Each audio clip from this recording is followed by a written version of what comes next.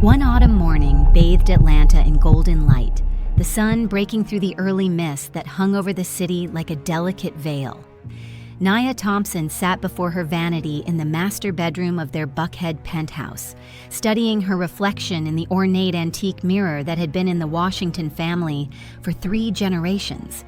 Today marked exactly 5 years since she'd become part of the Washington family, an established lineage with considerable wealth and even more considerable ambitions that stretched back generations through Atlanta's most influential Black society families. Nia carefully lined her eyes with a steady hand, trying to conceal the dark shadows of another sleepless night spent staring at the ceiling, listening to the sounds of the city below, and wondering how her life had taken this particular turn.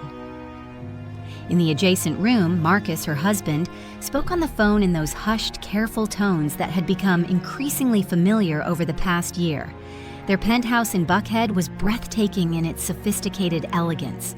Custom furniture from renowned designers, original artwork in gilded frames, carefully selected by Regina herself, heirloom pieces collected across several generations of Washingtons who had built their fortune through shrewd business investments and careful cultivation of the right connections.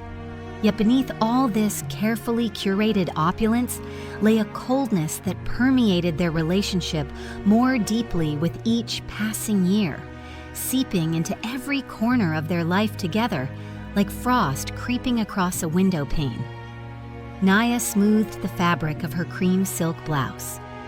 Imported from Paris during the Washingtons' last family trip abroad, and entered the spacious living room where an elaborate breakfast had been meticulously laid out by their housekeeper. Fresh fruit arranged in a crystal bowl, warm croissants in a silver basket, freshly squeezed orange juice in cut glass tumblers, and imported coffee in a French press. Marcus appeared moments later, polished and composed as always, wearing one of his custom-tailored suits from the exclusive haberdashery on Peachtree Street, where his father and grandfather had shopped before him. His close-cropped hair was perfectly lined, his beard trimmed with precision, and his dark eyes held their customary reserve, that distant, evaluating look that made Nia feel as though she were constantly being assessed and found wanting. At 37, Marcus already commanded a senior position in Washington Enterprises, the family business founded by his grandfather, Thaddeus Washington, in the 1950s, when opportunities for Black entrepreneurs were scarce, but determination ran deep. The company had grown from a small construction firm into a diversified conglomerate with interests in real estate development, property management, and urban renewal projects across the Southeast. The family business flourished under careful management, and Marcus was the pride of his mother, the formidable Regina Washington, a woman who kept the entire Washington clan in check with her steely determination and unwavering expectations of excellence. "Happy anniversary, baby," Marcus said, brushing his lips against Nia's cheek in their usual morning greeting. The kiss barely grazed her skin. His lips cool and impersonal, as though fulfilling an obligation that had long ceased to hold any genuine meaning or warmth. Nia smiled reflexively, preserving the carefully constructed facade of marital bliss that they maintained for the outside world. She poured coffee into the fine bone china cups that had been Regina's wedding gift to them, a subtle reminder that everything in this home, everything in their life, bore the Washington family stamp.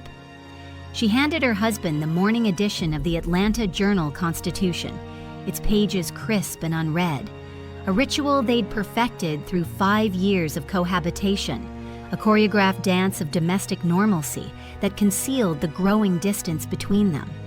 Beyond the floor-to-ceiling windows, magnolia trees in Piedmont Park whispered their secrets in the early morning breeze, their leaves beginning to turn with the changing season.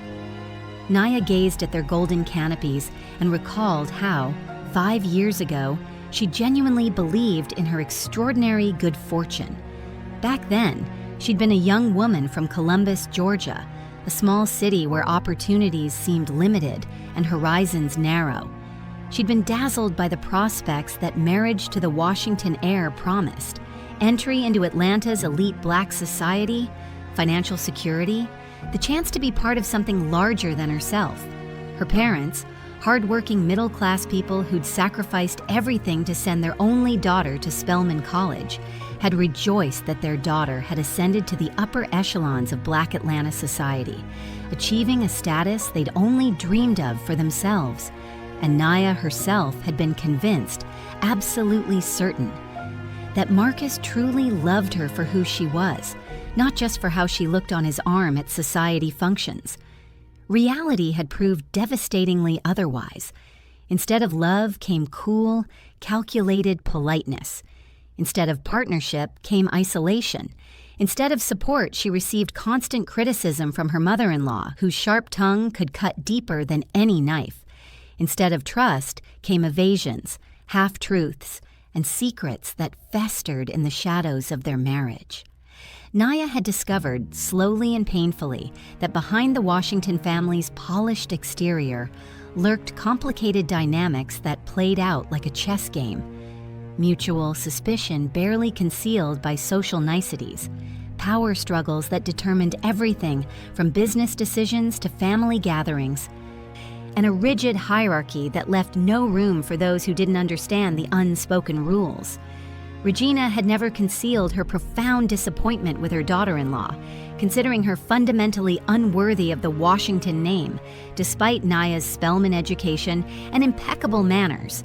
Still, Naya had persisted with stubborn determination.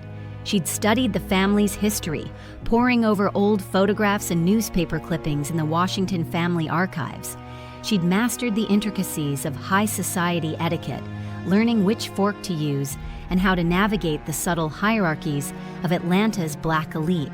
She'd attended business courses at Emory to better understand the family enterprise, sitting through lectures on finance and management while other wives lunched and shopped.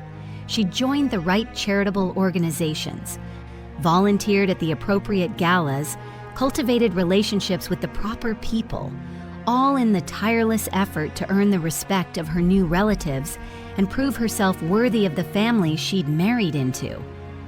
"My mother called this morning," Marcus said without lifting his eyes from the newspaper, his voice carrying that particular flatness that signaled he was about to deliver news Naya wouldn't like. "She's planning a family dinner to celebrate our anniversary. She's already started making arrangements at the house." Naya felt everything tighten within her chest, her breath catching slightly.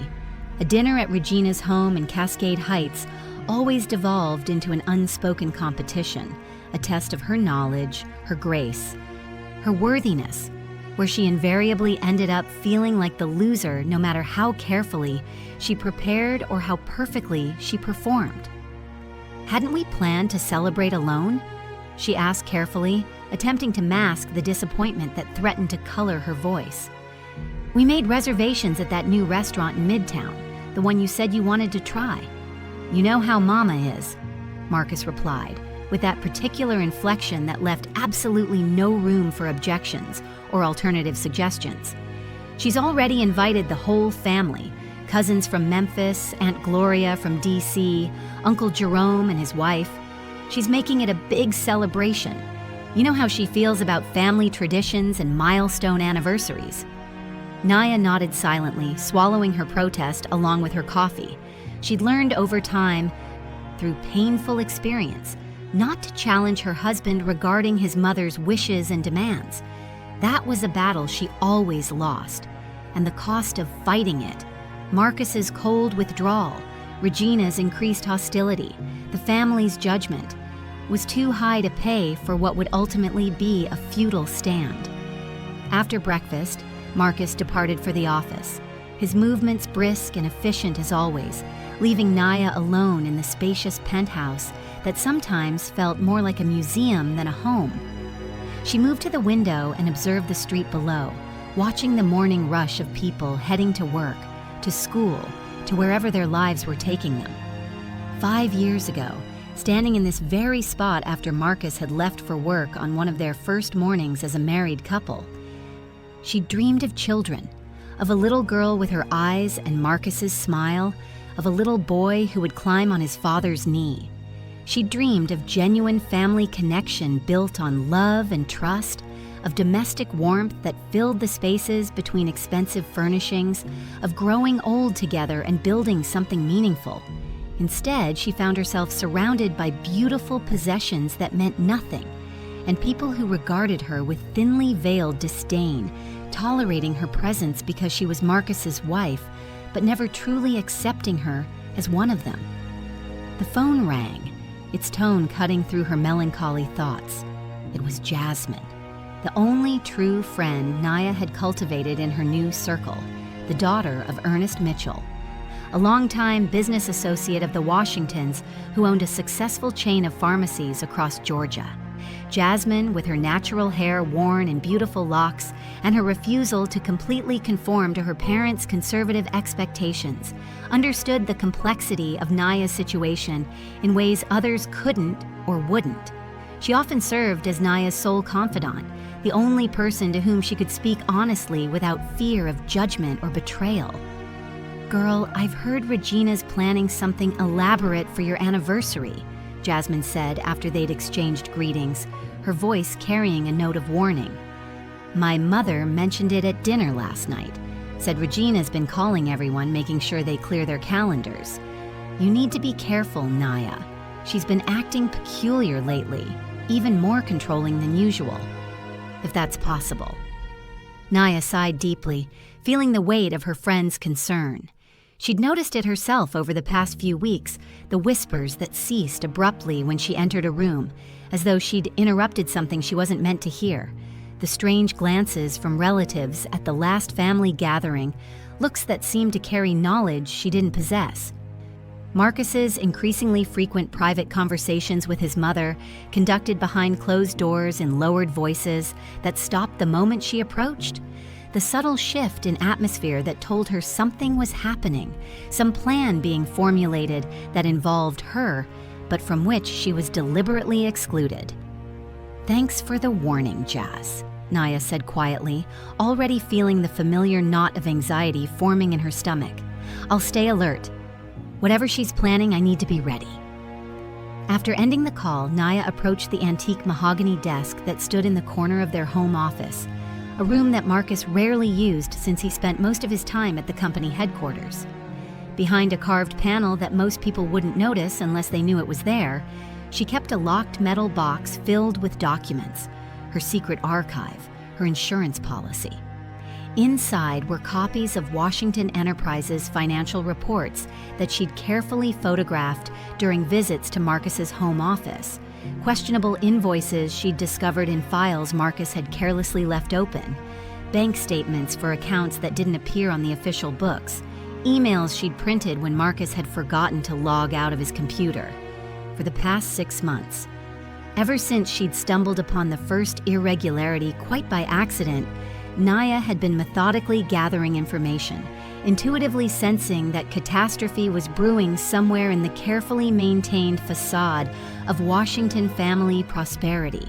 She didn't know precisely what Regina was orchestrating, couldn't yet see the complete picture of whatever scheme was unfolding, but she was absolutely certain that her mother-in-law wouldn't rest until she'd eliminated the daughter-in-law she deemed fundamentally unworthy of her precious son.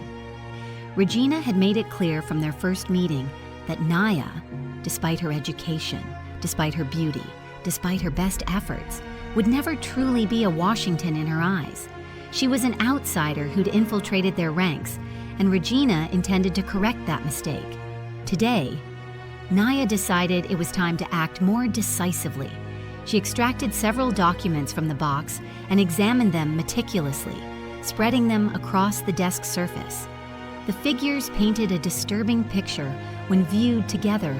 It appeared that substantial portions of the company's liquid assets were being systematically transferred to offshore accounts in the Cayman Islands and the British Virgin Islands.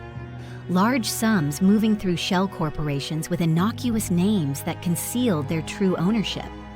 Contracts awarded to companies that, upon closer inspection, seemed to exist only on paper. This could only mean one thing.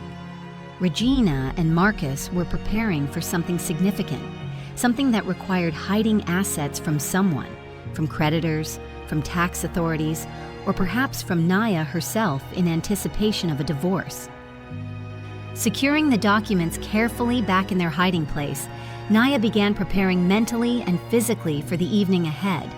She selected an elegant emerald dress from her closet, one that accentuated the richness of her brown skin and brought out the unusual amber flecks in her dark eyes.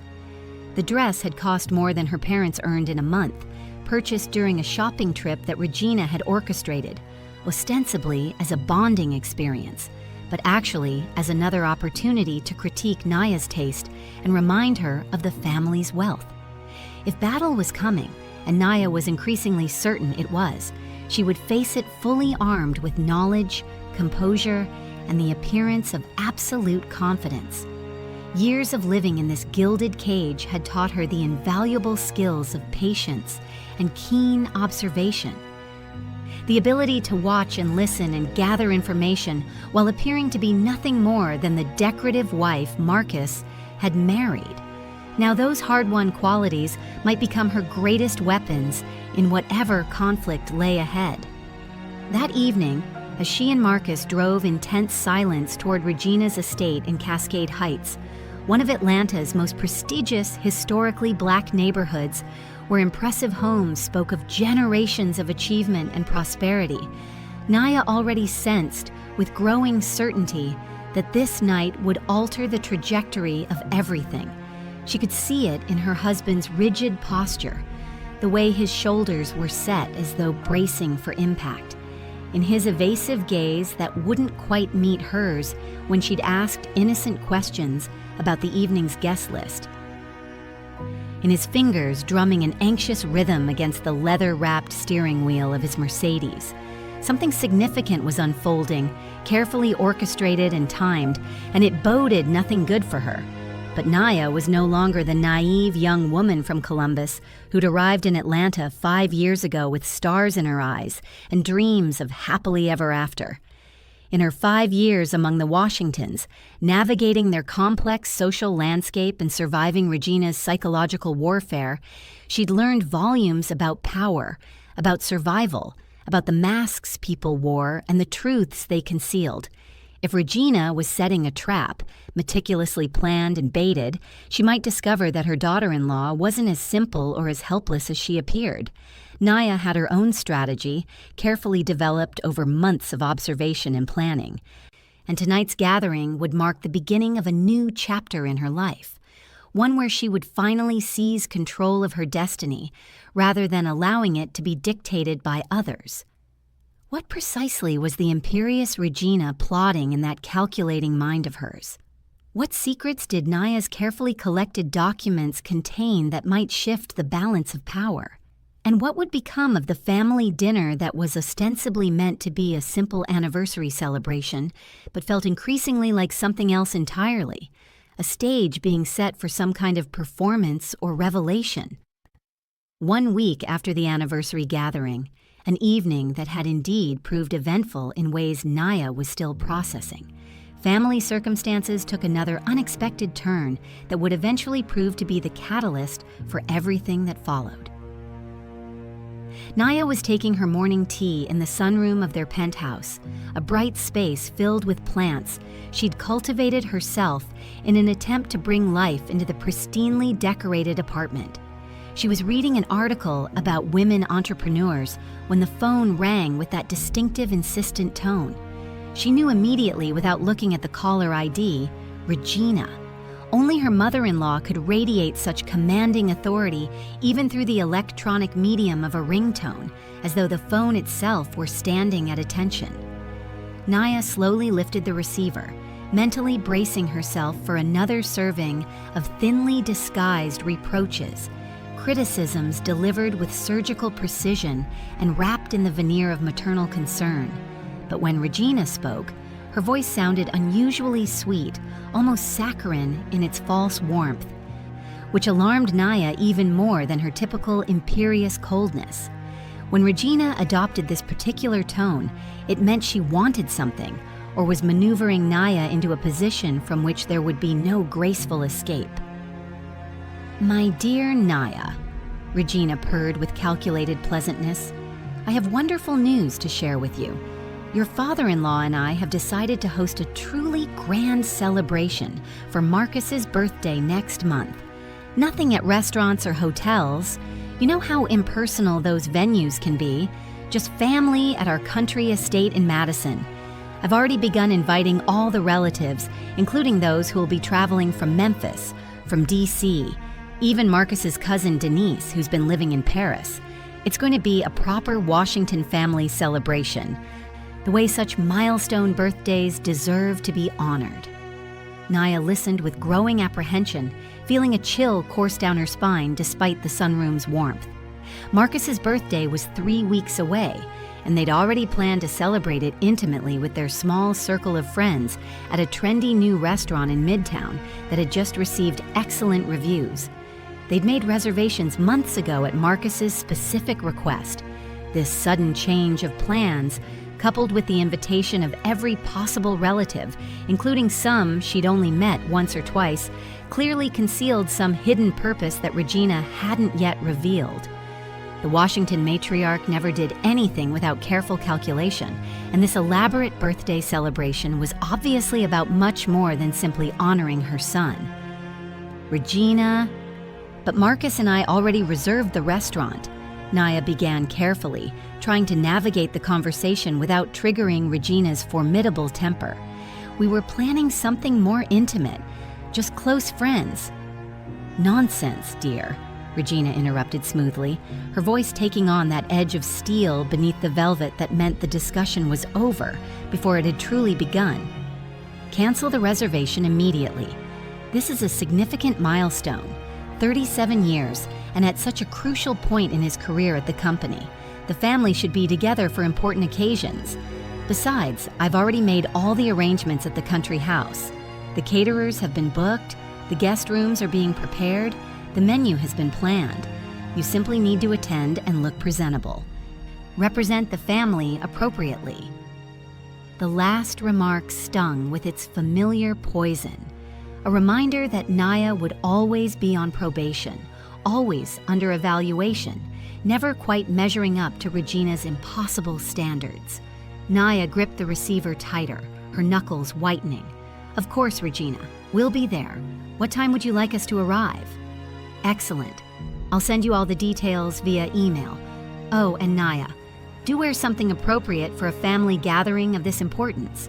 You know how our family appreciates true elegance and sophistication.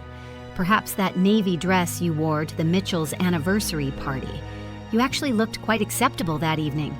The line went dead before Naya could formulate a response, Regina having delivered her pronouncements and now moving on to other matters requiring her attention. Naya set down the receiver carefully, though part of her wanted to hurl it across the room in frustration. Her hands trembled slightly. Whether from anger, anxiety, or some combination of both, she couldn't quite tell. Something was profoundly wrong about this whole situation. Regina's sudden decision to host an elaborate family celebration, her insistence on changing their carefully made plans, the unusual sweetness in her voice that felt like honey coating poison. It all pointed towards some kind of orchestrated event. When Marcus returned home that evening later than usual, citing meetings that had run long as he always did lately, Naya broached the subject immediately, watching his face carefully for any telltale reactions. Your mother called this morning about your birthday celebration. I know, he replied tersely, not meeting her eyes as he loosened his silk tie with movements that seemed deliberately focused, avoiding her gaze. She mentioned it to me this morning when I stopped by the house. The revelation that he'd visited his mother without mentioning it stung more than Naya wanted to admit. Why didn't you tell me about any of this? We had plans, Marcus. Plans we made together months ago. He set down his briefcase with more force than necessary, his jaw tightening in that way that signaled his patience was already thin. Mama wanted it to be a surprise for you. What's the problem, Naya? It's just a family gathering, a chance for everyone to get together. Why do you always have to make things so complicated? The problem, Naya said, fighting to keep her voice level and controlled, is that you made this decision without consulting me, without even giving me the courtesy of a heads up before your mother called. I'm your wife, Marcus. Or have you forgotten what that's supposed to mean? Partnership? Mutual respect? Consideration for each other's feelings and plans? His expression hardened into something cold and dismissive. Don't start with the drama, Naya. Not tonight. I'm exhausted from dealing with real problems at work. I don't have the energy for your emotional reactions to every little thing. He retreated to his study, closing the door firmly behind him with that definitive sound that meant he considered the conversation finished. Naya stood alone in the hallway, that familiar sensation of isolation washing over her like a wave she couldn't quite escape. In 5 years of marriage, this scene had repeated itself countless times with only minor variations. Marcus choosing his mother's wishes over his wife's feelings without hesitation, dismissing her concerns as melodrama or oversensitivity, retreating behind physical and emotional barriers rather than engaging in genuine communication. Each incident carved away a little more of the hope she'd once held for their marriage, leaving her hollowed out and wondering when exactly love had turned to duty and duty to mere tolerance. The following days crept by in an atmosphere of tense silence that filled their home like heavy fog. Marcus left early for the office each morning before she was fully awake and returned late each evening with barely concealed relief that another day of coexistence was nearly complete. They spoke only when absolutely necessary. Brief exchanges about schedules, about household matters, about social obligations, their conversations devoid of any real warmth or connection. Naya threw herself into her volunteer work at the community center in the old 4th Ward, a historically significant neighborhood undergoing revitalization. There, among people who genuinely appreciated her contributions and valued her ideas, she found some measure of solace and purpose. Teaching financial literacy classes to young women, helping families navigate housing assistance programs, organizing educational workshops. This work made her feel useful in ways that her role as Marcus Washington's wife never had. 2 weeks before the birthday celebration, on an overcast Tuesday afternoon, when rain threatened but hadn't yet fallen, Naya received an unexpected call from an unfamiliar number that showed up on her phone with no associated contact name. She almost didn't answer, assuming it was probably a telemarketer or wrong number. But something, intuition, curiosity, fate, or perhaps just the universe's strange timing, made her accept the call. During those 2 weeks of tense silence at home, Naya had also been doing her own investigation into the Washington family finances. The documents she'd been collecting painted an increasingly disturbing picture of financial impropriety that went far beyond simple tax avoidance. There were payments to shell companies that seemed to exist only on paper, contracts awarded without proper bidding processes to firms that appeared to be controlled by Washington family members through various intermediaries, real estate transactions that involved suspicious valuations and offshore entities. The more she dug into the records Marcus had carelessly left accessible, the more she realized that Regina's empire was built partially on questionable foundations that could crumble under scrutiny. She'd been meeting regularly with Patricia Chen, her divorce attorney, building a case and understanding her options.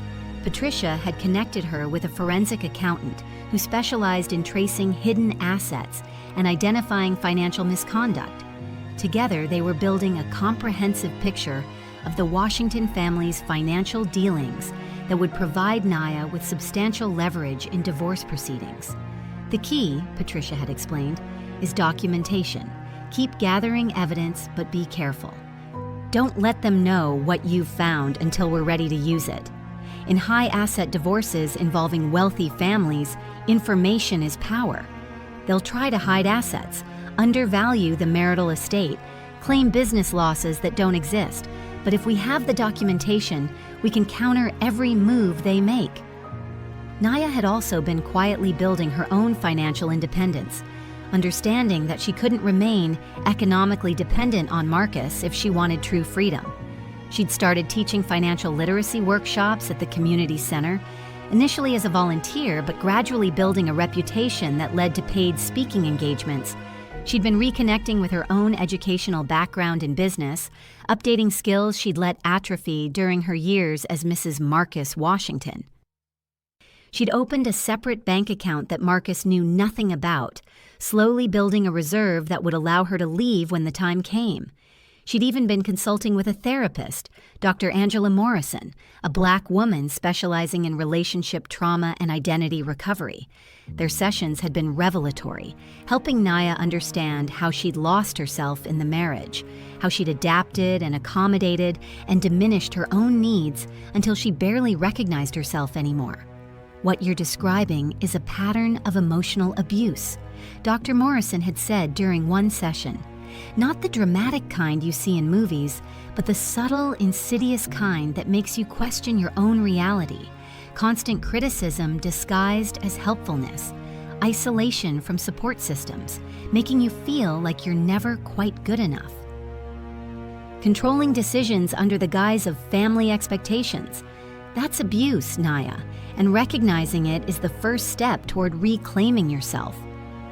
These conversations had given Naya the framework to understand her experience, to stop blaming herself for the marriage's failure, to recognize that she hadn't been inadequate or difficult. She'd been systematically undermined and diminished by people who saw her as a threat to their control over Marcus. All of this background swirled in her mind when she answered that call from the unknown number. A woman's voice came through, young and uncertain, with a hint of Southern accent that spoke of rural Georgia. Is this Naya Thompson Washington? Yes, Naya confirmed cautiously, her guard immediately up. Who's calling? There was a pause, a long breath, and then words that tumbled out in a nervous rush. My name is Simone Carter. I need to speak with you about Marcus, about your husband. It's extremely important. Please, I know this must seem strange, but I really need to talk with you. Naya's heart began racing, her pulse suddenly loud in her ears. What about Marcus? What is this regarding? Not over the phone, Simone said urgently. Please, can we meet somewhere? Somewhere private where we can talk without being seen or interrupted? It's about something you need to know, something you deserve to know. I've been trying to figure out the right way to do this for months, and I finally... Please, just give me 30 minutes of your time. Against every instinct screaming at her to hang up, to protect herself from whatever devastating information was about to shatter what remained of her world, Naya heard herself agreeing. They arranged to meet the following afternoon at a small cafe in East Atlanta, a neighborhood gentrifying rapidly but still maintaining enough of its working-class character that she was unlikely to encounter anyone from her usual social circles. The rest of that day passed in a haze of anxiety and terrible anticipation as Naya's imagination conjured countless scenarios, each worse than the last. Simone arrived at the cafe precisely on time the next day, and Naya recognized her immediately, despite having never seen her before. A striking young woman who appeared to be in her mid-20s, with rich mahogany skin and natural hair, styled in elegant, well-maintained twists that spoke of care and attention. She wore modest but tasteful clothing, a simple navy dress and cardigan, small pearl earrings, the outfit of someone who had limited resources but maintained her dignity and presentation. Her hands shook visibly as she sat down across from Naya in the corner booth, as far from other patrons as possible. "Thank you for coming," Simone began, her voice barely above a whisper despite the cafe's noise providing a certain amount of privacy. "I didn't know if you would. Most women wouldn't want to hear what I have to say." "What is this about?" Naya asked directly, though dread already coiled in her stomach like a living thing. "You mentioned my husband. Are you having an affair with Marcus?" Simone's eyes filled with tears that she blinked back rapidly. "Not anymore. Not for 6 months now, but yes, we were involved. For almost 3 years." She reached into her bag with trembling fingers and withdrew a photograph, placing it carefully on the table between them. A picture of Marcus holding a small child, perhaps 2 years old. A beautiful little boy with Marcus's distinctive eyes and bone structure combined with Simone's delicate features. "His name is Elijah," Simone said quietly, her voice breaking slightly on the name. "He's Marcus's son. He's 2 years and 4 months old." The cafe seemed to spin around Naya, the sounds of other conversations and clinking dishes fading into a distant roar. She gripped the edge of the table with both hands, fighting to maintain her composure, refusing to fall apart in this public space. "How long?" she managed to ask, though her voice sounded strange to her own ears, distant and hollow. "We met 4 years ago at a business conference in Savannah," Simone explained, the words spilling out now as though she'd been holding them back for too long. "I was working as an administrative assistant for one of the companies Marcus was negotiating with. He told me he was unhappy in his marriage, that it had been arranged by his family for business and social reasons, that you two had an understanding, that he was planning to leave but needed time to navigate the family expectations and financial complications. God help me, I believed every word. I was young and stupid, and he was so charming, so attentive, so different from any man I'd ever known." Naya closed her eyes briefly, absorbing this devastating revelation that rewrote 4 years of her life, transforming her memories of their marriage into something else entirely, a performance, a sham, a carefully maintained lie. "When did you get pregnant?" 2 years ago. When I told Marcus, he seemed genuinely happy at first. He promised he'd take care of us, that he'd handle everything, that he just needed a little more time to arrange things with his family before he could publicly acknowledge Elijah. For 2 years, he sent money regularly. Not a lot, but enough to help with daycare and rent. He visited when he could, maybe once or twice a month. He'd hold Elijah and make all these promises about the future, about when they could really be together like a family. Simone's tears spilled over now, running down her cheeks unchecked.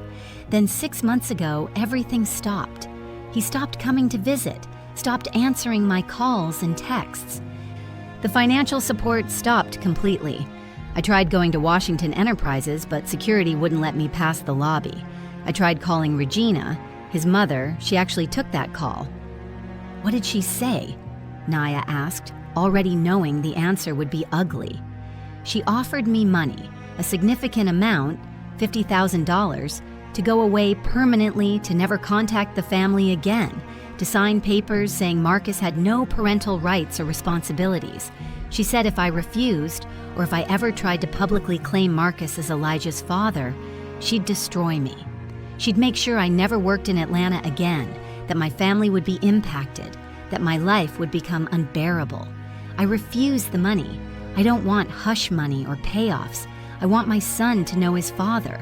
I want Marcus to be responsible, to be a parent. Elijah deserves that much." Naya studied the young woman before her with new eyes, seeing not a homewrecker or a threat, but another victim of Marcus's lies and Regina's ruthless protection of family image. The anger she might have expected to feel towards Simone never materialized. Instead, she felt an unexpected kinship with this woman who'd also been betrayed, also been used, also been deemed dispensable when convenient. "Why are you telling me this now?"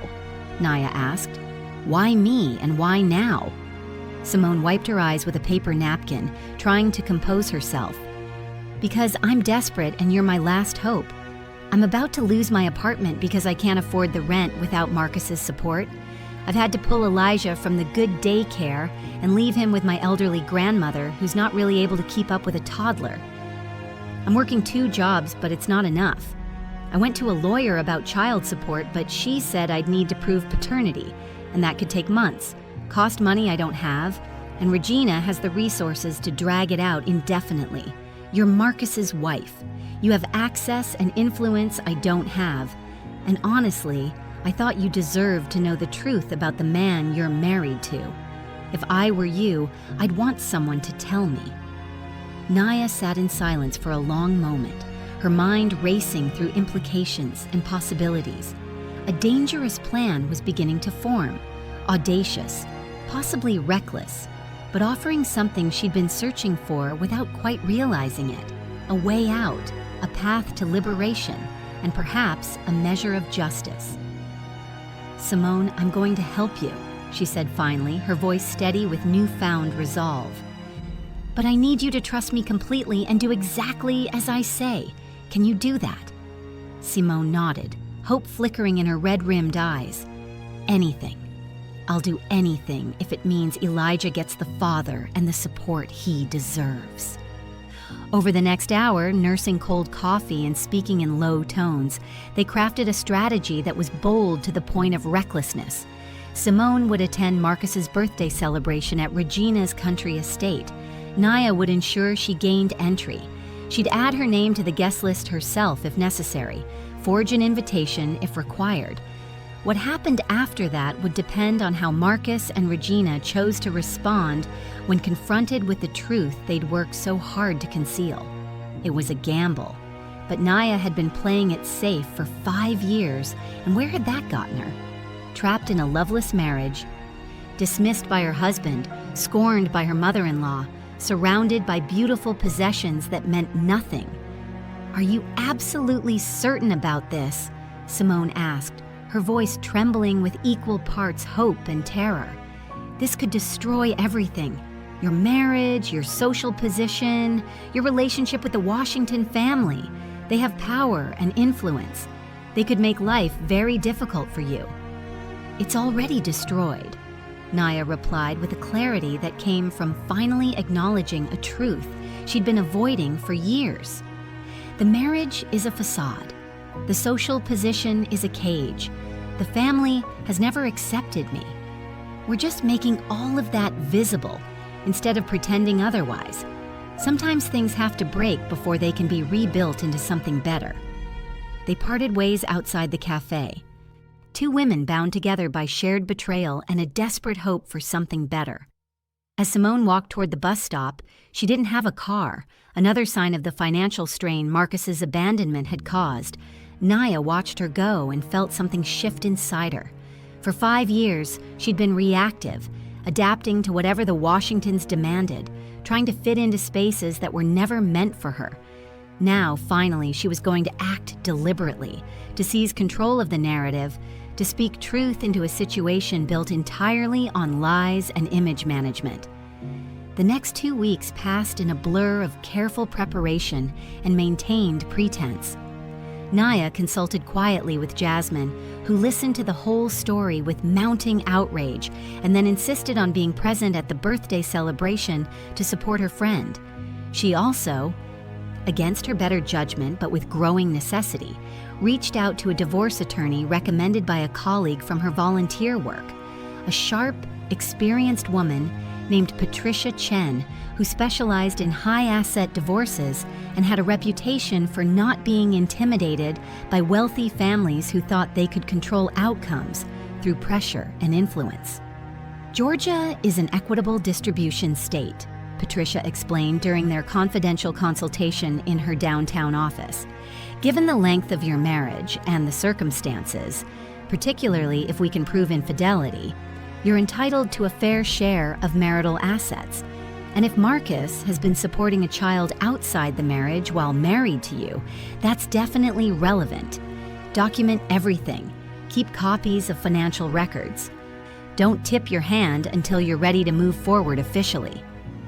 Naya also quietly began gathering more evidence from the documents she'd collected, photographing important papers with her phone, downloading financial statements from accounts she had access to, creating backup copies of everything and storing them in a cloud service Regina couldn't access or control. If battle was truly coming, she would enter it with ammunition. Meanwhile, she maintained her role as the dutiful wife preparing for her husband's birthday celebration. She arranged for an appropriate gift, expensive cufflinks from a prestigious jeweler, the kind of present that looked generous to observers but held no emotional significance. She selected her outfit carefully after days of consideration, a stunning gold dress that made her skin glow and her eyes shine. paired with the diamond necklace Marcus had given her for their 3rd anniversary, back when he was still making some effort to maintain appearances. She'd look absolutely beautiful, undeniably elegant, completely put together. When Regina's world came crashing down, no one would be able to say Naya hadn't represented the family with grace and style. On the morning of Marcus's birthday, she woke early to find him already dressed, preparing for the drive to Madison, where his parents' country estate sprawled across 50 acres of Georgia countryside. "Ready?" he asked without looking at her, his tone suggesting this was just another obligation to be fulfilled. "Almost," she replied calmly. "Just need to finish with my hair and makeup." The drive took just over an hour, proceeding in near silence broken only by occasional comments about traffic or the weather, the kind of meaningless exchange between strangers sharing a car service, not spouses celebrating a birthday. Naya watched the landscape change as they left Atlanta proper behind, the urban sprawl giving way to suburbs and then to more rural areas where large estates sat back from the road behind gates and tree-lined drives. Regina's country estate was impressive even by Washington family standards. A large house built in the style of an antebellum plantation home, complete with white columns and wraparound porches. Though Regina always bristled when anyone used that particular descriptor, preferring to call it historically inspired Georgian architecture, the house was surrounded by perfectly manicured lawns, gardens maintained by a full-time landscaping crew, and outbuildings that had been converted into guest cottages. It was the kind of place that appeared in Atlanta's high society magazines, presented as the epitome of Southern Black excellence and prosperity, the Washington family's tangible proof that they had overcome every obstacle and built something lasting and magnificent. Today, for Marcus's birthday celebration, the estate had been decorated with elegant taste. Floral arrangements on the porches, subtle lighting being tested for the evening, catering vans already parked near the service entrance. Regina had spared no expense, which made sense if this was indeed the stage for whatever performance or revelation she had planned. They arrived just after noon, hours before the party's official start. Because Regina had insisted on Marcus being there early for family time and photographs, Regina greeted them at the door, resplendent in a cream linen suit that probably cost more than Naya's first car, her silver hair swept into an elegant chignon, wearing the Washington family pearls that had belonged to Marcus's great-grandmother. "Happy birthday, darling," Regina said, embracing Marcus with genuine warmth, before turning to Naya with considerably less enthusiasm. "Naya, how lovely you look. That dress is quite bold. I hope it's appropriate for a family gathering."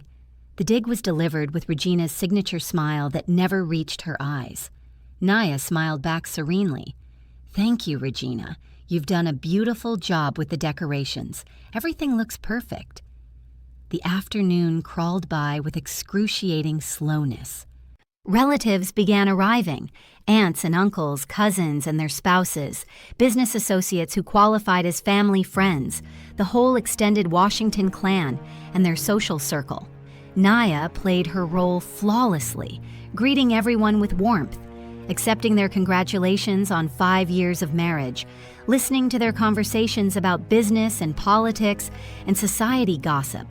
She helped direct caterers when Regina barked orders. She posed for photographs when demanded. She laughed at unfunny jokes and nodded at boring stories. All the while, she kept one eye on the entrance, waiting. At precisely 6 o'clock, as the cocktail hour was in full swing and the sun was beginning its descent toward the horizon, casting everything in golden light, Naya positioned herself near the front of the house. She'd volunteered to greet late arrivals, an offer Regina had accepted with surprise since Naya usually avoided such visible roles. Through the window, she watched a modest older model Toyota pull up the drive and park among the Mercedes and BMWs and Lexuses that filled the circular drive and spilled onto the lawn. Simone emerged from the driver's seat wearing a simple but elegant navy dress. Naya had given her money for something appropriate and carefully lifted Elijah from his car seat. The little boy wore tiny khaki pants and a white button-down shirt, his curly hair freshly trimmed, looking like a miniature version of Marcus, right down to the way he held his head. Simone's hands shook as she approached the door, but her spine was straight, her expression determined. Naya opened the door before Simone could ring the bell. "You came," she said softly. "I almost didn't," Simone admitted in a whisper.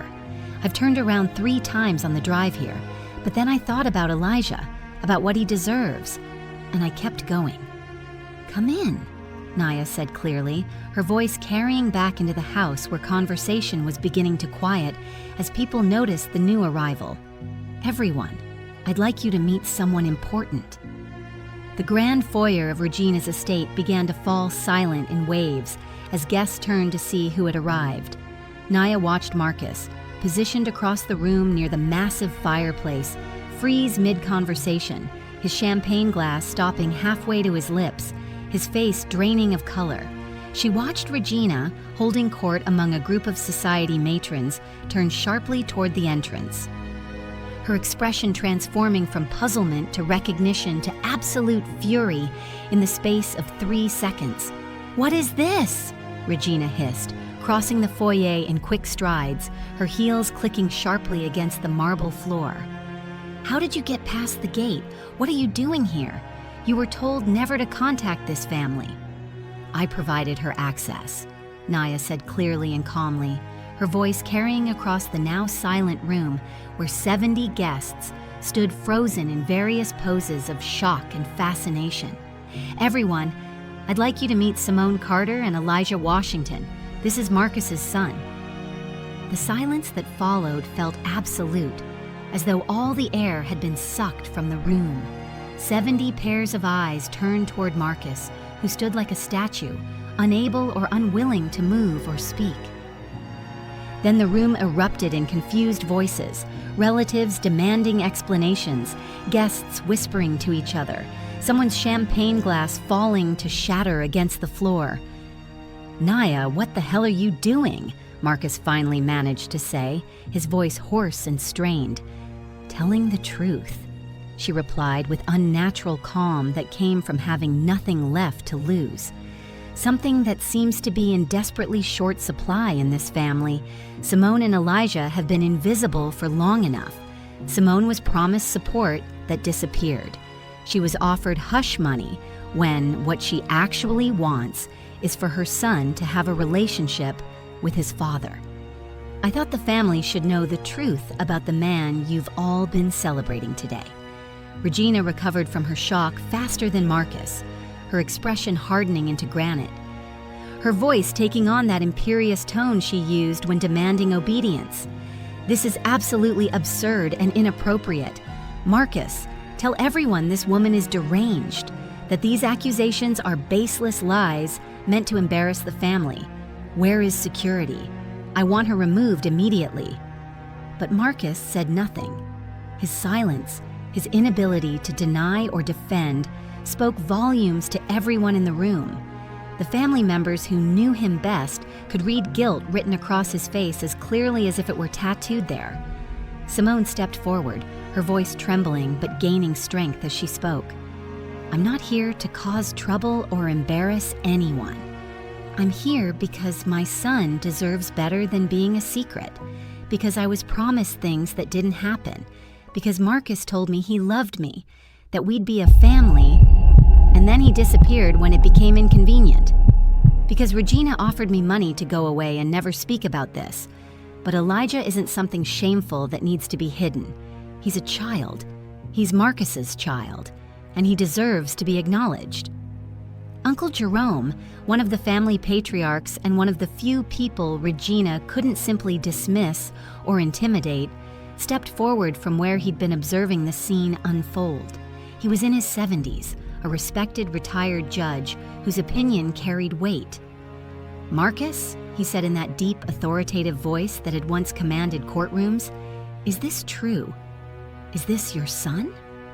Marcus looked desperately at his mother, at his wife, at the young woman holding his child's hand, at the room full of family and friends waiting for an answer. The calculation was visible on his face. Should he deny? Could he? But the resemblance was too strong, the truth too obvious. Finally, in a voice barely above a whisper, he nodded. Yes, he's my son. The room exploded again, this time with voices raised in shock and judgment and fascination and condemnation. Some guests pulled out phones, no doubt already texting the scandal to friends who weren't present. Regina attempted to restore order, to regain control of the situation, but her authority had been fundamentally undermined by her son's admission and her own obvious complicity in concealing the truth. "This is unacceptable," Regina shouted over the chaos. "Everyone needs to calm down. This is a private family matter that should never have been made public. Naya, you've orchestrated this disaster. You've brought shame upon this family deliberately. You're vindictive and spiteful and—" "I revealed the truth," Naya interrupted, meeting her mother-in-law's furious gaze without flinching, without backing down for the first time in 5 years. The shame belongs to those who created this situation through lies and betrayal, and treating people as disposable, not to those who simply refuse to be silent about it anymore. Marcus has a son he's been hiding. You knew about it and tried to pay Simone to disappear. Those are the facts, and everyone here now knows them. The truth isn't shameful. Lying about it is. She turned to Marcus, who looked as though he might actually be sick, his face a sickly gray color. "I think our marriage is over, Marcus. I'll be contacting a divorce attorney. You and your mother can deal with the social fallout of your choices." She walked toward the door, her head held high, her steps measured and confident despite her racing heart. Jasmine immediately appeared at her side, having witnessed everything from the periphery where she'd been waiting for exactly this moment. "My car's outside," Jasmine murmured, linking her arm through Naya's. "Let's go. You were magnificent." As they walked out into the evening air, down the steps and across the drive to where Jasmine's car waited, Naya heard the sounds of raised voices continuing behind them, arguing, demanding explanations, the entire Washington family social structure crumbling as the carefully maintained facade shattered under the weight of exposed truth. She looked back once at the illuminated windows of the estate, at the shadows of arguing figures visible through the curtains, at the life she was walking away from. 5 years of her life had been invested in that family, in trying desperately to belong, in seeking approval that would never come, no matter how perfectly she performed her role. 5 years of diminishing herself, of accepting disrespect, of living in a marriage that was hollow at its core. "You all right?" Jasmine asked gently as they reached the car, her hand squeezing Naya's in solidarity and support. Naya considered the question carefully. Was she all right? Her marriage had just imploded spectacularly and publicly. Her reputation in certain circles was probably damaged beyond repair. The comfortable life she'd known, the penthouse, the allowance, the social position, was ending. She'd just burned every bridge to the Washington family in the most dramatic fashion possible. "Yes," she said finally, and was surprised by how true it felt. "I think I actually am all right. Better than I've been in years, honestly." As they drove away from the estate, watching it recede in the side mirror until it was swallowed by trees and distance, Naya felt something she hadn't experienced in far too long, a sense of freedom, of possibility, of having taken control of her own narrative instead of allowing others to write her story. The road ahead was uncertain, probably difficult, definitely complicated, but it was hers to navigate on her own terms, and that made all the difference. The following days and weeks brought exactly the storm Naya had anticipated. Regina hired an army of lawyers, as expected, attempting to control the narrative and minimize damage to the family reputation. Marcus alternated between apologetic phone calls full of excuses and angry text messages, demanding that Naya retract her false accusations and tell people she'd misunderstood the situation. Relatives called with opinions ranging from sympathetic support to harsh condemnation. Though interestingly, more people sided with Naya than she'd expected. Apparently, Regina's domineering nature had created resentment among family members who'd been waiting for someone to finally stand up to her. But Naya stood absolutely firm in her decision. She'd moved her essential belongings out of the Buckhead penthouse within days, taking only what was truly hers and leaving behind the expensive gifts and furniture that belonged to Marcus or had been selected by Regina. Jasmine offered her guest house temporarily, and Naya accepted gratefully, needing space to think and plan without the oppressive weight of the Washington presence. Her divorce attorney, Patricia Chen, proved to be every bit as formidable as promised. With the evidence of Marcus's infidelity now public knowledge and documented, with the existence of financial support for a child outside the marriage, with the offshore accounts Naya had discovered that suggested attempts to hide marital assets, Naya's position in the divorce proceedings was exceptionally strong. "They'll try to intimidate you," Patricia warned during one of their strategy sessions. "Rich families always do. They'll hint at destroying your reputation, at making sure you can't work in this city, at dragging out proceedings until you're exhausted and broke. But you have leverage they don't want exposed further. Those financial irregularities you documented suggest tax evasion and possibly fraud. Regina doesn't want federal investigators looking at Washington Enterprises' books. Use that leverage wisely." More surprisingly, an unexpected alliance developed between Naya and Simone. They met again several times in the weeks following the birthday party disaster, initially to coordinate their separate legal actions against Marcus. Simone was finally filing for child support with proper legal representation. Through their conversations, they pieced together a fuller and more disturbing picture of Marcus's lies and Regina's manipulation. Regina had indeed known about Elijah from the very beginning. She'd had Simone investigated by a private detective almost immediately after Marcus first mentioned the pregnancy. She'd offered substantial money, $50,000 initially, then increasing to $75,000, for Simone to relocate to another state, to sign away any claim to Marcus's paternity, to ensure the child would never be publicly acknowledged. When Simone refused, insisting her son deserved to know his father and wouldn't be bought off like a problem to be solved, Regina had instructed Marcus to cut all contact. She'd hoped the situation would simply fade away, that Simone would eventually give up or move on, or accept that she couldn't fight the Washington family resources. "She didn't count on either of us refusing to be erased," Naya observed during one of their conversations at the same cafe where they'd first met. A place that now felt significant as the location where everything had begun to change. She thought we'd both eventually accept whatever scraps she was willing to offer and be grateful for them. "Women like Regina think they can control everything and everyone through money and social pressure," Simone replied with new confidence in her voice. "But some things can't be controlled that way. The truth is one of them." As autumn deepened into winter, bringing cold winds to Atlanta and a chill that penetrated even the city's typically mild climate, the legal proceedings ground forward through the machinery of Georgia's family court system. Naya threw herself into her volunteer work with renewed energy and focus, finding purpose and satisfaction in helping others navigate systems designed to be complicated and intimidating. She discovered during her own struggles with the Washington family that knowledge was power.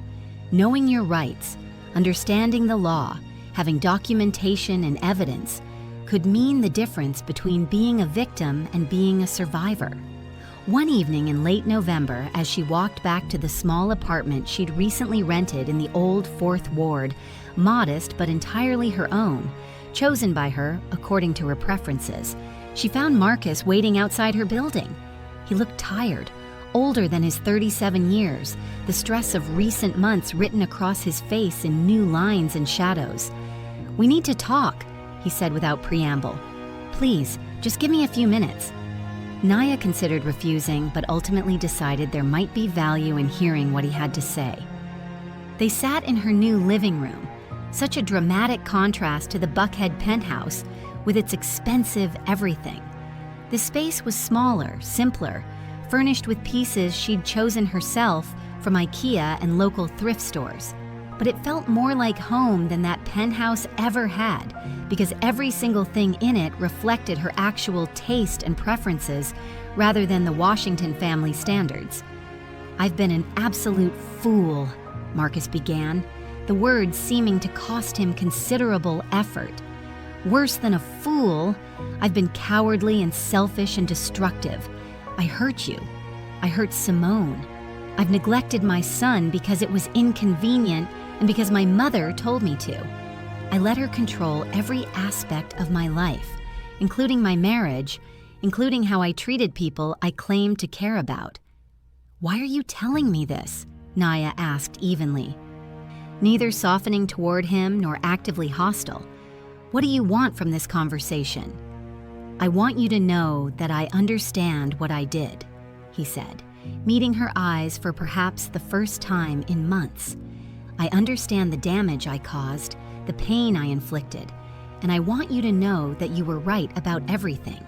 About my mother, about how toxic the family dynamics were, about all of it. You held up a mirror and forced everyone to see the truth we'd been hiding, and I'm grateful for that, even though it's destroyed the comfortable lies I was living in."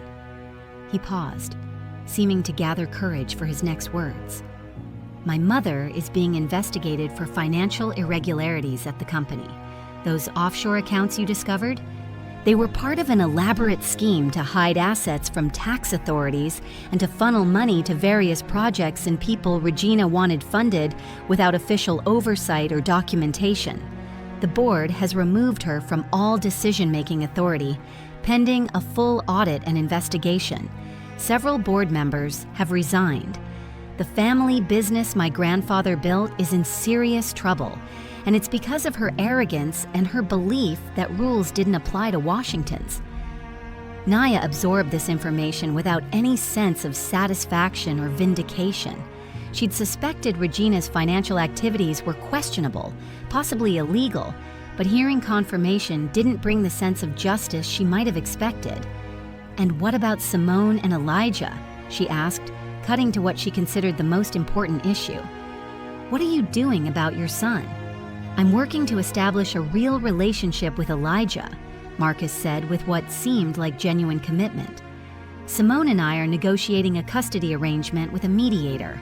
I've agreed to pay back support for the entire time I abandoned them, plus ongoing child support that's fair and substantial. She's also suing for additional damages, which she deserves and which I'm not going to fight. I want to be a real father to my son, not just a source of money. That's going to take time and effort to build after my absence, but I'm committed to doing the work." He stood to leave, understanding without being told that Naya wouldn't invite him to stay longer. At the door, he turned back. "I know I can't undo any of the damage I caused you, but I want you to know that watching you walk away from the family that night, seeing your strength, your refusal to accept the treatment we gave you, it changed something fundamental in me. You were always too good for us. I see that now." After he left, Naya sat in the peaceful quiet of her apartment, processing the conversation. Closure, she was learning, wasn't a single dramatic moment or a perfect conversation where everything was resolved and explained. It was simply the recognition that a chapter had definitively ended and that a new one had already begun, whether or not every loose end was tied up neatly. Spring arrived gradually, bringing renewal to Atlanta as it always did. The city bloomed with azaleas and dogwoods, magnolias and cherry blossoms painting neighborhoods in shades of pink and white. The air warmed incrementally each day, and life seemed to surge forward with new energy and possibility. Naya's divorce was finalized in March, granted on grounds of adultery with a settlement that was fair and substantial despite Regina's attempts at financial manipulation and delay tactics. The settlement included a significant cash payment, half the value of their Buckhead penthouse which would be sold, and a portion of Marcus's Washington Enterprises stock, not enough to give her control or even significant influence, but enough to provide financial security and independence. More importantly than the money, though, Naya had discovered her true calling and purpose during the months of transition and transformation. The idea for Foundation Forward had emerged gradually during those community center classes. Naya recognized a critical gap in available resources. There were plenty of programs addressing immediate crisis needs, like emergency food or shelter, but very few focused on the fundamental financial knowledge that could help people break cycles of poverty and dependence. She began developing a comprehensive curriculum that covered everything from basic budgeting to understanding credit, from negotiating salaries to planning for retirement, from protecting against predatory lending to building generational wealth. She started small, testing the curriculum with focus groups of women from various backgrounds. She refined the materials based on feedback, making sure the language was accessible without being condescending. The examples were relatable without being stereotypical. The information was comprehensive without being overwhelming. She worked with actual educators to develop teaching methodologies that would work for adults who might not have had positive school experiences, who might feel intimidated by financial topics they'd never been taught. With her divorce settlement and personal savings carefully accumulated over years, she'd always maintained her own account even during the marriage. A lesson from her mother about never being completely financially dependent, she launched Foundation Forward as a formal nonprofit organization. The process was complex and sometimes frustrating, involving legal paperwork, IRS applications for tax-exempt status, establishing a board of directors, creating bylaws and operational policies. But Naya approached it with the same determination and attention to detail she'd once applied to trying to win Regina's approval. Only now she was building something that actually mattered to her. She established Foundation Forward's headquarters in a renovated building in the Sweet Auburn district, a neighborhood that held deep significance in Atlanta's African-American history. Martin Luther King Jr. had been born there. It had once been the heart of Black economic and cultural life in Atlanta.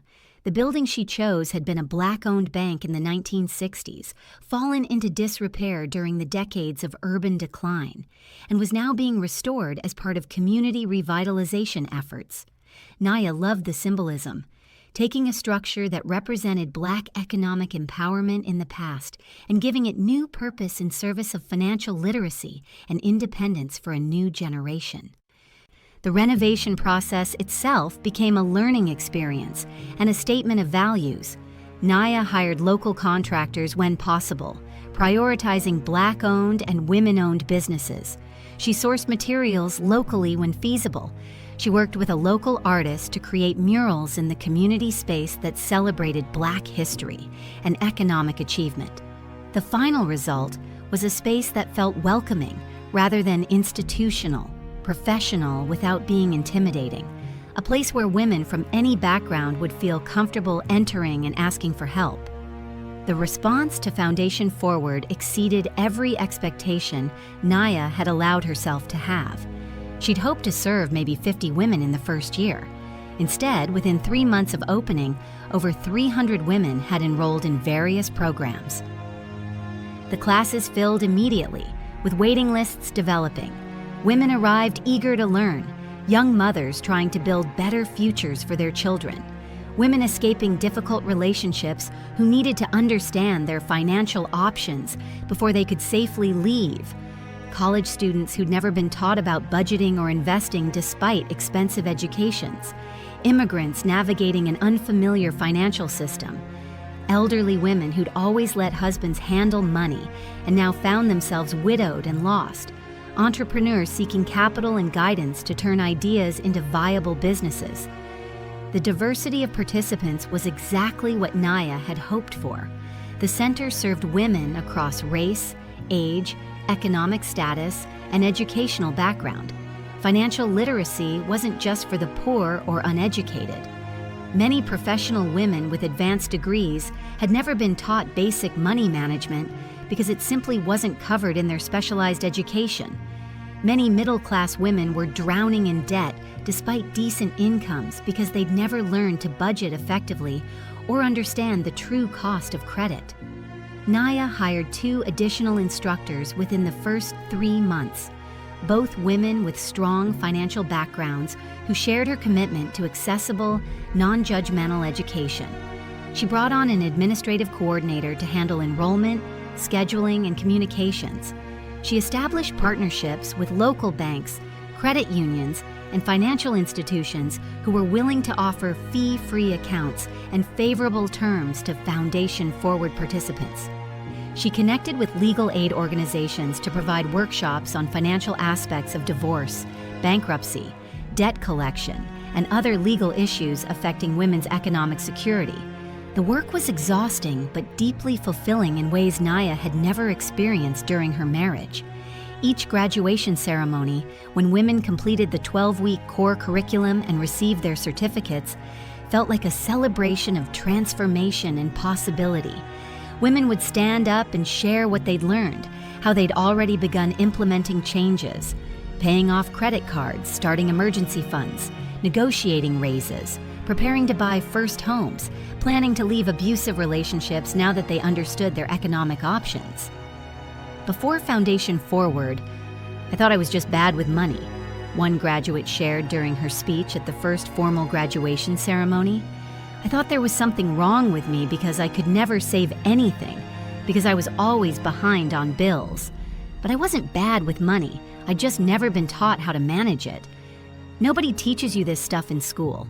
Your parents teach you if they know, but mine didn't. So I was stumbling around in the dark, making mistakes, feeling like a failure. Miss Naya and this program turned the lights on. Now I have a budget. I have savings. I understand credit. I'm teaching my daughters what I'm learning so they won't struggle like I did. You changed my life. These testimonies, these tangible impacts, filled Naya with purpose and satisfaction that her years in the Washington family had never provided. There, she'd been ornamental, decorative, useful only as a reflection of Marcus's status and taste. Here she was instrumental. Her knowledge, her vision, her effort were directly changing lives in measurable ways. Jasmine became not just a friend, but a business partner, contributing both capital investment and her expertise in marketing and community outreach. "I always knew you had this in you," Jasmine said during their official launch event, which drew over 200 attendees and local media coverage. "You just needed to escape that toxic environment to let your real self emerge. The Washingtons tried to make you small, and instead you became larger than any of them." Simone occasionally brought Elijah to Foundation Forward's family events and community gatherings. A cautious but genuine friendship had developed between the two women, not intimate in the way of longtime friends who share everything. Perhaps that was impossible given their history, but respectful and supportive in meaningful ways. They'd been brought together by painful circumstances neither would have chosen, but they'd made a deliberate choice to forge something constructive from that shared pain rather than allowing it to divide them. Marcus has been consistent with support and visits for the past few months, Simone shared during one such gathering in May. He comes every Saturday to spend time with Elijah, and he's actually starting to develop a real relationship with his son. Regina is furious, of course. She refuses to acknowledge Elijah's existence, won't meet him, continues to pretend he doesn't exist. But Marcus doesn't let her attitude stop him anymore. That's real progress. "That's good," Naya said sincerely, meaning it. Elijah deserves to have an active, present father who's committed to being in his life. Whatever else Marcus has done wrong, if he's stepping up now for his son, that matters. One warm April evening, Naya attended a fundraising gala for the Atlanta Community Food Bank, an organization she'd partnered with for some of Foundation Forward's programming. She'd been invited to speak briefly about the connections between financial literacy and food security, about how understanding money management could help families make resources stretch further. Afterward, as she mingled with other attendees in that networking dance that was part of every charitable event, a distinguished-looking man approached her with genuine interest in his expression. "Your presentation was exceptional," he said, extending his hand. "Dr. Cameron Bennett, I'm a professor of economics at Spelman College. Have you considered formalizing your curriculum into something more structured? I think there's tremendous potential for partnership between your organization and our department. We've been looking for ways to bring financial literacy education to the broader community, and what you're doing seems to align perfectly with our goals. They talked for over an hour about education philosophy, about community investment and social change, about the systemic barriers that kept financial literacy information from reaching the people who needed it most. Cameron was intelligent and passionate about his work, genuinely interested in Naya's ideas and experience, rather than dismissing her as simply a wealthy woman playing at charity work. He listened when she spoke, asked thoughtful questions, built on her suggestions rather than trying to direct or control the conversation. "I'd very much like to continue this conversation," he said as the evening drew to a close and guests began departing. "Perhaps over dinner, we could discuss potential partnership opportunities between Foundation Forward and Spellman's Economics Department." "Strictly professional," he added quickly, noting her slight hesitation and respecting it rather than pushing past it. Naya smiled, appreciating both his interest and his respect for her boundaries. "Professional sounds good. I'd enjoy that." Over the following months, as summer heat descended on Atlanta with its typical intensity, professional evolved naturally into friendship, and friendship gradually into something deeper and more meaningful. Cameron proved to be patient and understanding about Naya's caution, about her wariness around relationships after everything she'd experienced with Marcus. He'd experienced his own painful divorce several years prior, when his first marriage had ended after his wife decided she wanted a different life than the one they'd been building together. He had no interest in rushing into anything new, no agenda beyond getting to know Naya as a person rather than as a potential partner who could serve some purpose or fill some role. "You're different from anyone I've known," he told her one evening as they walked through the Atlanta Botanical Garden, enjoying the cooler evening air after another scorching day. "You've taken something incredibly painful, betrayal, public humiliation, the collapse of your marriage, and you've transformed it into purpose and positive action. You could have become bitter or withdrawn. Instead, you're helping other women find their strength and independence. That's genuinely remarkable." "I didn't really have much choice," Naya replied thoughtfully, considering how to articulate what she'd learned. "I could either let what happened define me as a victim forever, let it be the story of my life, or I could use it as a catalyst for change and growth. I chose transformation over stagnation. That wasn't always easy, and there were definitely days when I wanted to just hide and feel sorry for myself. But ultimately, I realized that the best revenge, the best response to people who tried to make me feel small, was to become larger and more impactful than they ever imagined I could be." By autumn, one full year after that fateful anniversary dinner, when her carefully controlled world had first begun its transformation, Naya's life had been completely and fundamentally reconstructed according to her own vision and values. Foundation Forward had expanded to 3 locations across Atlanta's various neighborhoods. She'd been invited to speak at national conferences about women's financial empowerment, about the importance of economic education in breaking cycles of poverty and dependence. Her relationship with Cameron had deepened into genuine love, real love built on mutual respect, shared values, authentic partnership, and the freedom to be completely herself without performance or pretense. She'd even achieved an unexpected reconciliation with her parents, who lived modestly in Columbus.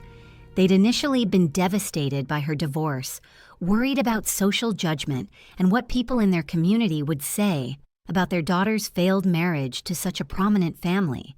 But gradually, as they witnessed their daughter not just surviving but thriving, as they saw the meaningful work she was doing and the genuine happiness that had returned to her eyes and her voice, they'd come to understand that leaving Marcus had been an act of courage rather than failure, strength rather than weakness. "We're proud of you, baby," her mother said during a phone call in October, We didn't understand at first. We thought you were throwing away security and status, but now we see that you were choosing yourself, choosing authenticity, choosing a life with real purpose. That takes more courage than staying in a situation that's slowly killing your spirit. One evening in late October, as Naya prepared for a board meeting at Foundation Forward's main headquarters, a modest but professional space in a renovated building that had once housed Black-owned businesses during segregation, she paused before a mirror in the restroom. She thought about the woman she'd been 5 years ago, sitting before a different mirror in a different life, hiding shadows under her eyes with expensive concealer and genuine emotions behind a carefully constructed facade of contentment. That woman had been desperately seeking approval and validation from people who would never truly accept her, regardless of how perfectly she performed her assigned role. She'd been speaking lines written by others, living a life choreographed by someone else's vision and expectations, slowly disappearing into a persona that wasn't authentically hers. The woman in the mirror now was fundamentally different, confident without arrogance, purposeful without self-righteousness, free in ways that had nothing to do with relationship status or financial independence. The occasional shadows under her eyes now came from late nights, working on grant proposals and program development, not from sleepless worry about whether she'd said the wrong thing at yet another tedious society function designed to display wealth and status. Her smile was genuine, reaching her eyes and lighting her face with unforced joy. Jasmine poked her head into the restroom. "You ready? Board members are starting to arrive, and I think Patricia brought those financials you wanted to review." "Ready," Naya confirmed, taking one last look at her reflection and feeling satisfied with the woman looking back at her. As they walked together toward the conference room, Naya glanced at her phone. A text from Cameron. "Good luck tonight with your meeting. I'm cooking dinner if you want to come by afterward. Nothing fancy, just trying a new recipe." She smiled, typing back quickly. "Perfect. See you around 8. Another text appeared, this one from Simone. "Elijah drew a picture of you today at preschool. He told his teacher you're Miss Naya who teaches money stuff. Can I send you the picture?" "It's adorable." "Please do," Naya replied, her heart warming at the thought of that little boy who'd inadvertently been the catalyst for so much change. The board meeting progressed productively for nearly 2 hours. They discussed expansion plans for Foundation Forward, including the possibility of opening a 4th location in Decatur and developing an online curriculum that could reach women beyond Atlanta. They reviewed the quarterly impact report, examining statistics and personal stories that demonstrated real change. Women who'd learned to budget and save, who'd improved their credit scores, who'd started small businesses, who'd left dangerous situations because they finally understood their financial options and had the knowledge and confidence to take action. "This is what we built from that wreckage," Jasmine whispered as the board voted unanimously to approve their expansion plan and increased budget. "You took your pain and your anger and your determination and you transformed it into something that's changing lives. That's powerful, Naya." "We did this together," Naya corrected gently. "Foundation Forward exists because a whole community of people believed in the mission and contributed their time, their resources, their expertise. I may have had the initial vision, but it took all of us to make it real." After the meeting concluded and board members had departed with plans to reconvene in January, Naya drove through Atlanta's evening streets toward Cameron's home in Inman Park, a historic neighborhood undergoing revitalization while maintaining its distinctive character. The city glowed with lights as autumn darkness fell earlier each evening, vibrant and alive with the energy of millions of people pursuing their various dreams and purposes. Once, Atlanta had felt alien and cold to her, a city where she existed on the margins of Marcus's world but never quite belonged. She'd been an outsider trying desperately to gain entrance to exclusive circles that were never truly meant to include her. Now, after everything that had happened and everything she'd overcome, she'd created her own place within Atlanta's diverse landscape, not through marriage to the right family or adoption of their values and pretensions, but through her own vision, effort, and commitment to meaningful work. Cameron greeted her at the door with a kiss and the promising aroma of something delicious cooking. He'd been experimenting with Cajun cuisine lately, bringing his Louisiana heritage into their shared meals. They ate dinner on his back patio despite the evening chill, wrapped in blankets and sharing the day's experiences, discussing ideas for future collaboration between Foundation Forward and Spellman, laughing freely about small absurdities and daily frustrations in that comfortable way of people who genuinely enjoy each other's company. "I've been thinking about something," Cameron said as they lingered over coffee and the pecan pie he'd baked that afternoon. "About what comes next for us, for our relationship." Naya's heart quickened slightly, but not with the fear or anxiety that might once have accompanied such a statement. Instead, she felt anticipation, curiosity, openness to possibility. "And what have you been thinking?" "I'm not proposing tonight," he clarified with his characteristic gentle smile that made the corners of his eyes crinkle. "We've both been through enough relationship trauma to know that timing matters enormously, and that rushing into permanent commitments just because things feel good right now can be a mistake. But I want you to know that I see a real future with you, Naya. A genuine partnership built on respect and shared values and authentic connection, not a performance for others or an arrangement for convenience. Whenever you're ready, if you're ready, I'm here, and I'm serious about building something lasting together." She reached across the small table, taking his hand in hers and squeezing gently. "I see it too," she said softly but with certainty. "And I'm not afraid of it. For the first time in a long time, I'm not afraid of what the future might bring, because I trust myself to handle whatever comes. That's the real gift of everything I went through. I learned that I'm stronger and more capable than I ever knew.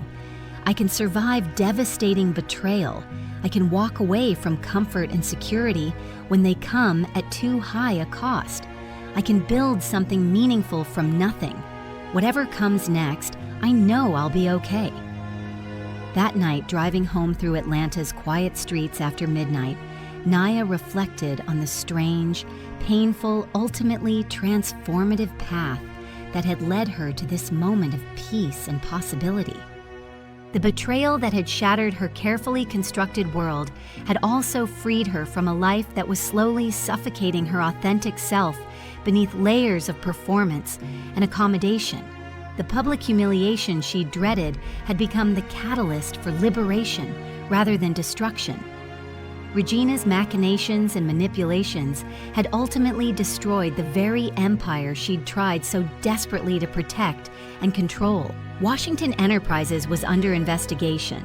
The family's reputation was permanently damaged, and Regina herself had been forced to step down from the business she'd once ruled like a tyrant.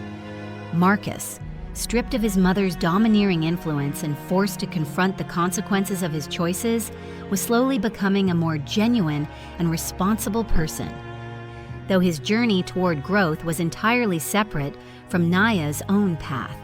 And Simone, once viewed as a threat or adversary, the other woman who represented betrayal, had become an unexpected ally in the shared project of creating better lives for themselves and their community. Together, they demonstrated that women didn't have to be enemies simply because a man had failed them both. Naya parked outside her apartment building in the old 4th Ward, in a neighborhood being revitalized through community investment and local entrepreneurship. Her neighbors were artists and teachers, activists and small business owners, nonprofit workers and graduate students. People building something meaningful rather than merely maintaining inherited privilege or performing success for social audiences. This was her community now. These were her people. Before entering her building, she stood for a moment under the stars that were visible despite the city's lights, breathing in the autumn air that carried hints of wood smoke and the earthy scent of falling leaves. 5 years ago, she'd believed with absolute certainty that marrying into the Washington family was her ticket to a better life, to security and status and belonging. She'd been completely wrong about what actually constituted better. A better life, she now understood with clarity born from painful experience, wasn't about penthouses or country estates, about jewelry or designer clothing, about social status or access to exclusive circles. It wasn't about gaining approval from people who judged your worth by bloodlines and bank accounts, by connections and pedigrees. A better life was about integrity and authenticity, about purpose that served others and not just yourself, about genuine connections with people who valued you for who you actually were rather than what you could do for them or how you made them look. It was about the freedom to be fully yourself, without apology or pretense, without constantly performing for an audience that would never be satisfied. She'd lost a marriage that looked perfect from the outside but was hollow and painful from within. She'd lost social position in certain elite circles that had never truly welcomed her anyway. She'd lost financial security that came with invisible strings attached. But in exchange, she'd gained herself, her authentic voice, her real purpose, her genuine power. That, she realized with profound gratitude, was the best trade she'd ever made or ever would make. Inside her apartment, Naya prepared for bed with the comfortable rituals of someone at peace with their life and choices. Her mind was already planning tomorrow's activities, a morning meeting with potential corporate sponsors, an afternoon teaching session for her financial literacy class, an evening video call with Cameron, who was traveling to a conference in Chicago. A full day, a meaningful day, a day that was entirely her own to structure and navigate according to her values and priorities. Before turning off the light, she checked her phone one final time. An email from the director of the Atlanta Women's Foundation. Naya, we've been contacted by a national foundation interested in replicating Foundation Forward's programming model in other cities. They're talking about funding expansion to 10 cities over the next 3 years. This could be huge. We need to discuss as soon as possible. She smiled in the darkness, feeling excitement but also groundedness. Yes, it could be huge. National expansion would mean greater impact, more women helped, more lives changed for the better. But whether Foundation Forward grew into a national organization or remained focused on Atlanta, she'd already achieved something more fundamentally important. She'd reclaimed her life, her voice, her agency, her power to shape her own destiny. The shadows that had haunted her 5 years ago as she'd sat before that mirror in the Buckhead penthouse had been transformed through pain and determination into purpose and meaning. The betrayal had revealed truth rather than destroying her. The humiliation had brought liberation rather than lasting shame, and the woman who'd once sought validation from others, who'd measured her worth by whether the Washingtons deemed her acceptable, had learned the most important lesson of all. The only approval she truly needed, the only judgment that ultimately mattered, was her own. Atlanta slept peacefully beyond her windows, and Naya Thompson, no longer Thompson Washington, simply Naya Thompson again, reclaiming the identity she'd nearly lost, slept peacefully too. She dreamed of tomorrows filled with possibility and purpose, unencumbered by the weight of someone else's expectations, free at last to write her own story according to her own values, to build a life that was authentically hers in every meaningful way.